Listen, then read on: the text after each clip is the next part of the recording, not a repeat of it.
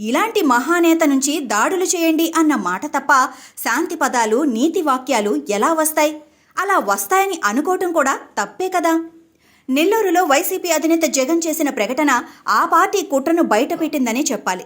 రాష్ట్రంలో శాంతి భద్రతలను దెబ్బతీసేందుకు వైసీపీ భారీ కుట్రకు తెరలేపుతుందా అంటే అవునన్న సమాధానం వస్తోంది.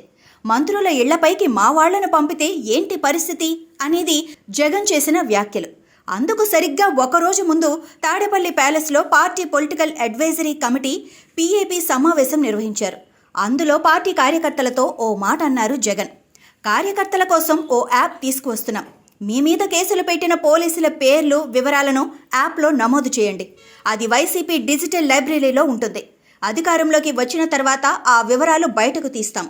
ఆ పోలీసులు, అధికారులపై చర్యలు తీసుకుంటామన్నారు. అంటే మంత్రులు, ప్రజాప్రతినిధుల ఇళ్ల మీద దాడి చేయండి, అప్పుడు పోలీసులు కేసులు పెడతారు.